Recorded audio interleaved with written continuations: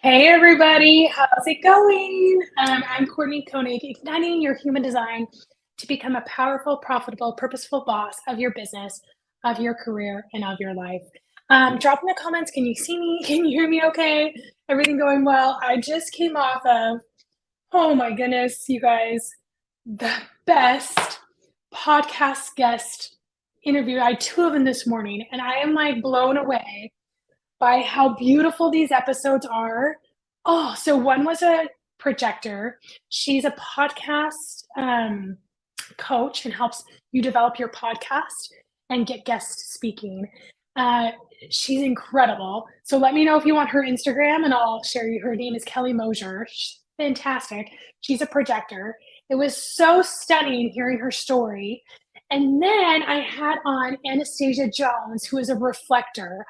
You guys, it was so powerful hearing her story about how she can reflect and have this beautiful point of view that no one else has. It was so beautiful. Okay, see, these are my little notes you're going to see behind the scenes. I wish I had a bigger piece of paper, but when I do a podcast, I always kind of write down what the guest says so we can kind of unpack those things. And let me just share with you some of these moments that I wanted to impact. Confidence, freedom to feel, delegate, diminish, and delete. And that works so well because as a reflector and as a projector, both of those non-energy beings need to lean into this delegate, diminish, and delete. So please tell me if you are a reflector or what your energy type is. And if you don't know, drop a roadmap below and we'll get into that. Healing. We talked about how the power of knowing your design, being aware of who you are is so healing. Oh my goodness. Yeah. And Kelly, we talked about Kelly. She is an splenic inner authority. Inner authority is all how you make decisions best. Okay. It's your personal GPS. And hers is all about intuition. And she talked about how these intuitive hits are like fleeting hits. She has to really pay attention to. But what it feels like is like when she drops into a comfy, cozy bed, or she's surrounded by the most amazing soft blanket, but it's just for a second or two, and then it disappears. She talked about how her brain starts to overthink things, and she's like, oh, brain, let's not do that. That's too off. And when she does follow her brain, things don't work out. But when she follows this intuitive hit that feels like this cozy blanket, everything feels better. Hey, Sabrina, you're a projector. Oh my goodness, you're going to love this projector episode that's coming with, it was so beautiful. There was other, let's see. Okay, I can't read my writing. Anyway, it was just such beautiful. So please, if you aren't on the podcast, drop podcast below. Please subscribe, leave a review, rate the podcast. My beautiful Spotify Unwrapped podcast thing came out, and all the stats of how many people throughout the globe are listening to Become.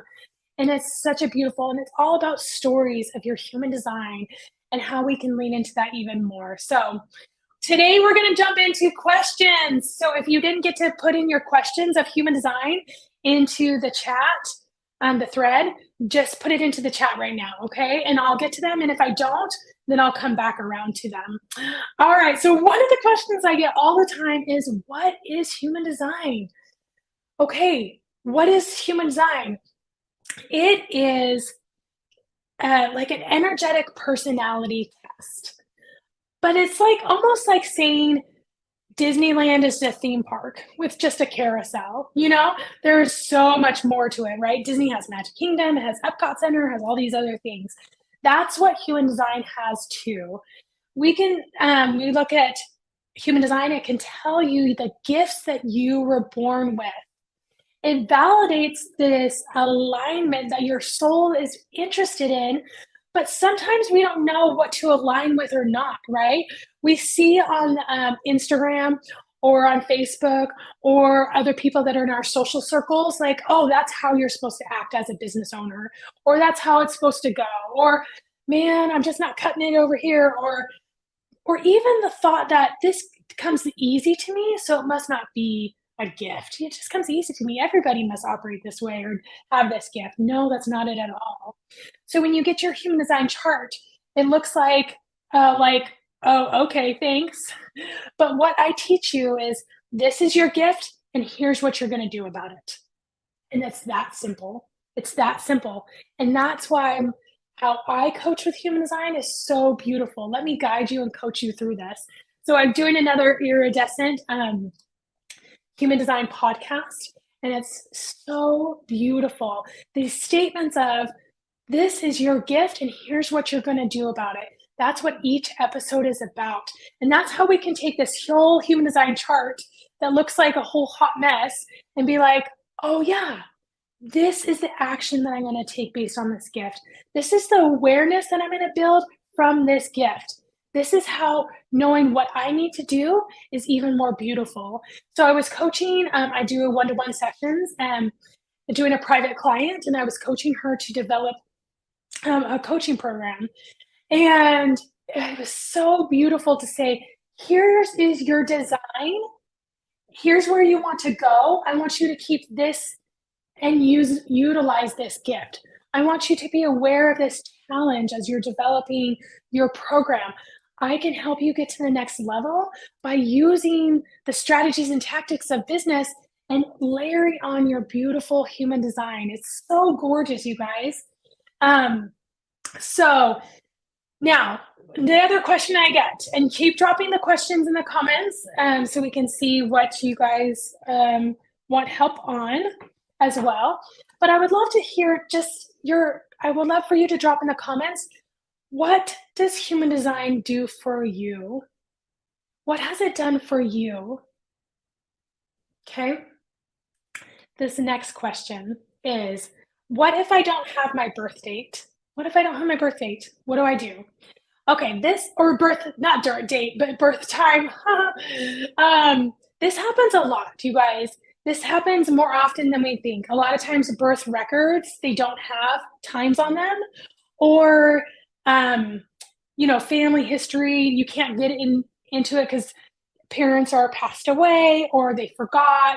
Again, if I didn't have a birth certificate of my children's birth time, I would have no idea when they were born, even though I was obviously there. So what you're going to do if you don't have a birth time is, first step is, do you know if you were born in the morning, afternoon, or evening? Okay, that's kind of the first step. I would say and let me do one step before that actually. If you can get a birth certificate, if you're like, oh, I just can't find it, if you can get your birth certificate through records in your state, county, or your region, then do that first, okay? If that's accessible, let's do that first, okay? I know it's kind of a pain, but let's go with it. But it's all online, so you can just grab it, pay a little fee, you're good to go. Then you really, really know. If you can't do that, or if your birth certificate actually doesn't have the time on it, then find out if you were born in that morning, afternoon, or evening. So that can kind of help us to narrow down. We don't know, because human design has roots in astrology. We don't know where the astrology shifts happen during the day, okay? It's almost like being like, well, we know the sun rises in the east, at least for here in Dallas. Is that right? Rises in the east, that's in the west? Is that right for the US? I do not remember. All I know is I don't like this daylight saving stuff, and I wish it would die. I wish it would go away. I am sick of it getting dark at like 5:30 at night. That drives me crazy. And then I feel like we need to all go to bed at 7, which is nice, but still. So first step, do you know a specific time around when you were born? If you do know that, then what I would do is I would go to the Jovian and take those segments of time. Say, if you were born in the morning, you were born sometime in the morning. Yes, okay, thank you. Say thanks, Sabrina. If you know you were born sometime in the morning, then start. What I do for my clients is I say, okay, we're going to start at 1 a.m. We're going to look at the chart. What is pulled then? And then we're going to pull a chart at 2 a.m. All the data stays the same except for that time changes. Then we'll pull 3 a.m., 4 a.m. And every time I pull a chart, I look at the chart differences. Here's the chart that I pulled right before that. So here's 1 a.m. I pull 2 a.m. and I look. What I'm looking for is type, inner authority, profile. Those are the top at the top. And then I'm looking for any defined centers or gates that are changing. And it actually sounds like kind of tedious, but it's really not. It goes fast. So I just do that through, so 1 a.m. all the way to 11 a.m. because that's typically morning. You don't know if it was early morning or late morning, you know? And then 12 shifts into afternoon. I do that same thing with afternoon. I would go 12 to probably 6 and just pull on the hour throughout and then compare those charts. Now, if you're pulling those charts and you're like, does this all make sense, you guys? Does this make sense? Let me know. When you're pulling those charts, if you're like, okay, that sounds good and there's differences, that's the next layer, right? There could be no differences and you're like, okay, I'm a generator, I'm a 3-5, I have this and this and this. Perfect. You're golden. You know that is your chart, okay? If there are differences, your body knows the answer. You know the answer inside. You know which chart you're gravitating towards. You know which chart you're feeling more towards. That chart that's kind of calling at you is your chart. If you're like, oh, I can't feel it, I don't quite know which one, then reach out to me and say, hey, I pulled these 2 charts. I pulled these charts. These are the only differences. Can you walk me through it? And I can walk you through it and say, hey, this is that, this is this. This is what I do for my clients that have changes in their chart and they're just not quite sure what chart they should go towards. So I kind of give them a download to explain it real quick. I'm like, okay, this is what this chart is all about. This is the gifts. Here's this. And they're like, oh yeah, that's okay. And then I say, this chart is this gifts and this gifts. And they're like, yeah, that's the one. Okay. So that's the feeling that you're trying to go for is, yeah, that's the one. Okay. All right. Does that make sense, you guys? Let me know, thumbs up if that helps. Any other questions with that? Okay. I get this question all the time. This is another question. Where do I start in human design? You always start, because that chart looks complicated and looks crazy, you always start with your type. You always align with your type first. Once you have a pretty good grasp of that, the next place I would go to is your inner authority, how you make decisions best, and then your profile, followed up by your strategy. That's really good too. And then the next place that I go to is your defined and undefined centers. Now, when you get the body graph and you're looking at the body graph, I should really have a chart here so I can show you guys, but this is fine. You see that on that body graph, right? There's all those centers. Those centers are defined if they're colored in, undefined if they're in white. Colored in means you always have those gifts. Undefined means you need to harness those gifts. It takes a little more practice, or you need to surround yourself with energy of other people or whatever. And I got into that a lot in the Reflector podcast, because a reflector has all open centers. It doesn't mean she has less cool. She has so many cool gifts, you know, but she's going to look at and be able to feel everybody's stuff. That's the beauty of an undefined center. I get this question a lot too, so I'll just address it now. Is, well, if I don't have the gift of communication, that's your throat center, how am I supposed to speak to other people? I'm in a business. I'm supposed to do lives. I'm supposed to do all these things. If I don't have that gift, am I just screwed? I mean, tell me if you feel that same way, you know? Or if I don't have the gift of the energy center and I'm developing this huge, rolling out this program, how am I supposed to roll this out if I don't have any energy? I'm screwed, right? No. What you're going to do is you're going to give yourself more practice in that area. So if you want to speak on stage, or if you want to speak with lives, you need to give yourself more support around that. So that's looking like practice. That's looking like maybe before a live, you run through your live, okay? Maybe you have, like, I just have bullet points, and that's how I love to do lives and guest readings and things like that. That works for me because I have a defined throat, and things just roll off. The more free I am, the better things happen for me as I speak, you know? Um, but you would take the opposite route. And that doesn't mean I'm better than you or you're better than me. No, no, no, no. Remember, human design is taking out judgment. All the judgment disappears. It's so beautiful. So if I need to go have more energy, um, I'm going to listen to a really cool podcast because I don't have the energy center defined, but I need energy because I'm rolling out a beautiful certification next year. I'm gonna talk to a friend. Like, I had to run to the store yesterday in the middle of the day to get my power cord. Anyway, I couldn't find mine. And so I was like, I'll just call a friend because I'm at, like, and so we just talked as I ran to the store and to Target to get a power cord. And that helped my whole day. It was so cool. I came back and I was like, oh, let's do this, type of thing. So it's creating more support around your energy centers. But what also the beauty of an undefined center is you can feel other people's stuff. Now, this can be really cool and it can be really not cool. Okay.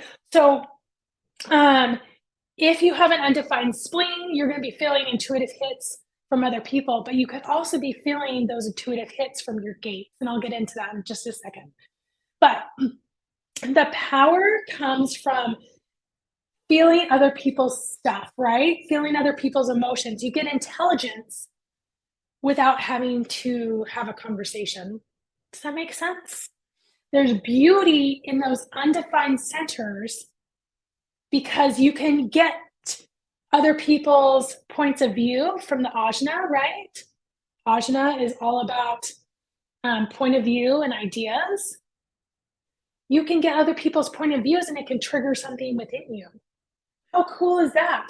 Okay, so I used to think, well, as a projector, I don't have many open centers. Oh, well, I have tons of open centers, tons and tons of open centers.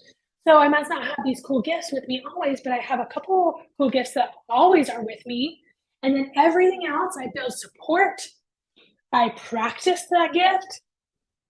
And I lean into my gates to look at the other gifts that I was born with. Okay, does that help you guys? Does that help? Let me know if you have more questions about that. Okay. Another question I get all the time is why do people say when you ask someone's human design and they're like, I'm a 3/6 emotional generator. Okay. So this question is so good. And I'm so glad you guys asked. Is the 3/6 is your profile, the emotion, the next blank. So you have profile, the next blank is your inner authority. And then the next blank is your type. So they're listing off profile, inner authority, type. So I could say I'm a 6/3 self-projected projector. And all that means is 6/3 is my profile, self-projected is my inner authority, and projector is my type. Does that make sense? Okay. So it's giving people, I guess, some more information. And you can, if you want to, you can lead with that. If you don't, that's okay. When you're sharing that in that way, like, okay, your audience that you're talking to knows a little bit more about human design. Otherwise it gets confusing.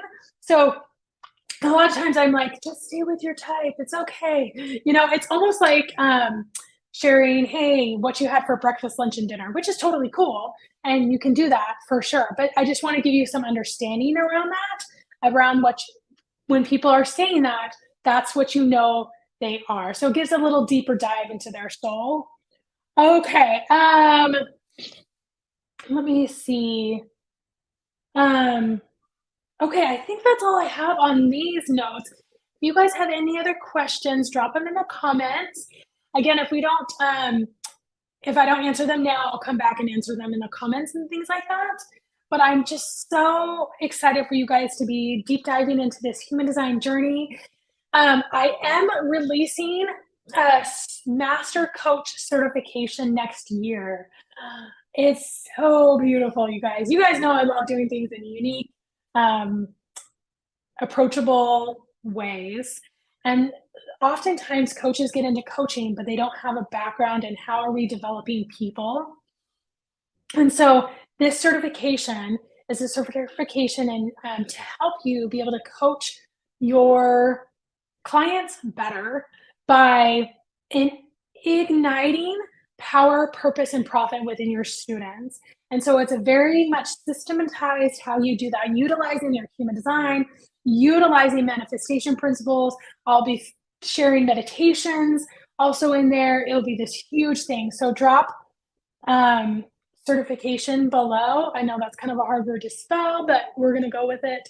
Drop that below and I'll get you on the wait list. When it's open, it's going to be open and I'm going to close it. It's going to be a container. I'm only running it for 4 months and then I'm not going to open it up again till later because that's how my human design works. I can't just run with something forever and ever on that scale. And I was like, you know what? When I do this, it's going to be a container. So the container's 4 months. It's going to be beautiful. So drop certification below and you can get on the wait list. You're not going to want to miss it. So you're going to be able to put on your bio that you are a Velocity Master Coach. And I'll have a media kit package for you that you can use to share as well as to brand yourself in a master coach space because you're going to have the tools. Remember, all the strategies and all the tools that you're developing are amazing, but X factor is the human. That's their gift. Are you their X factor? All right, you guys. I'll come back and answer any other questions that you guys drop in the comments. Thanks for being on the replay. Thanks for showing up today. I love you guys. Let's rise to thrive.